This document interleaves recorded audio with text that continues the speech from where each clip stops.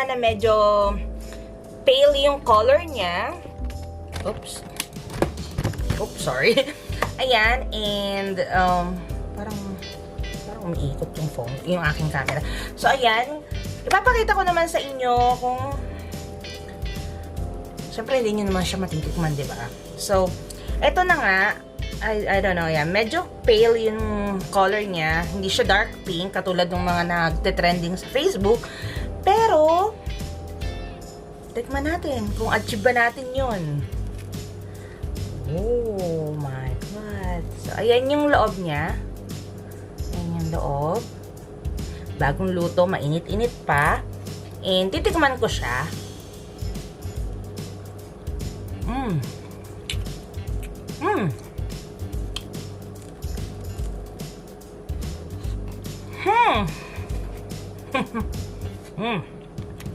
Masarap siya. Siguro by next time, lalagyan ko siya ng cheese para parang strawberry cream cheese. Pandesal siya and yeah. Sobrang sarap. I'm Aiza and welcome back to my YouTube channel.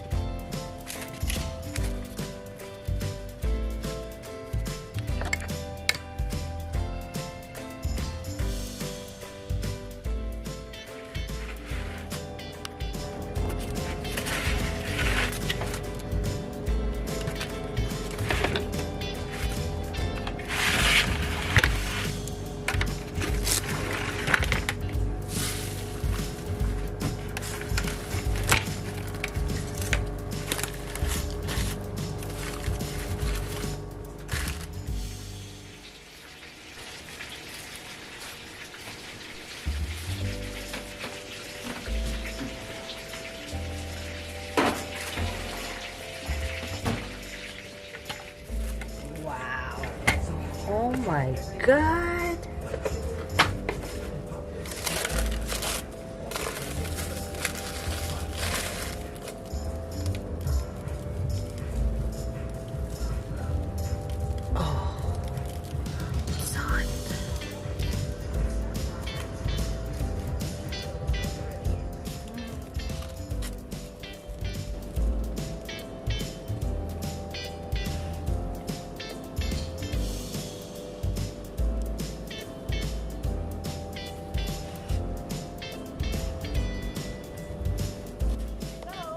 Nakita nyo naman na medyo pale yung color niya.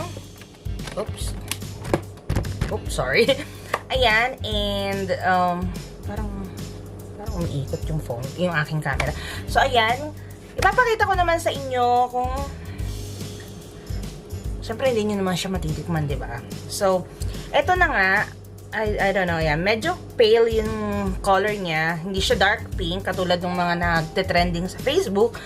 Pero, tikman natin kung achieve ba natin yun. Oh my God. So, ayan yung loob niya. Ayan yung loob. Bagong luto, mainit-init pa. And titikman ko siya.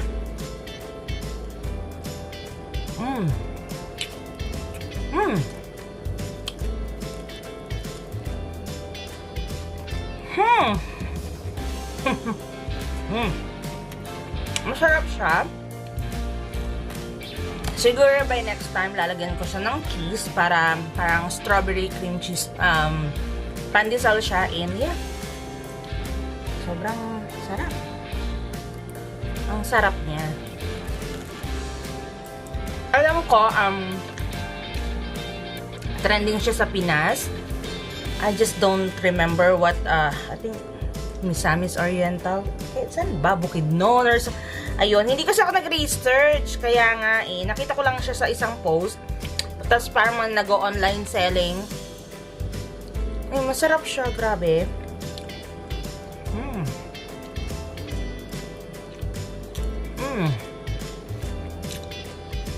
Sobrang sarap, guys. So, ayan. Kung nagustuhan niyo yung video na ito at gusto nyong itry, nasa description box below yung procedure at mga ingredients. And kung nagustuhan niyo ang video na ito, please huwag niyong kakalimutang i-like at huwag niyo rin kalimutang mag-subscribe para sa mga upcoming videos. Maraming salamat!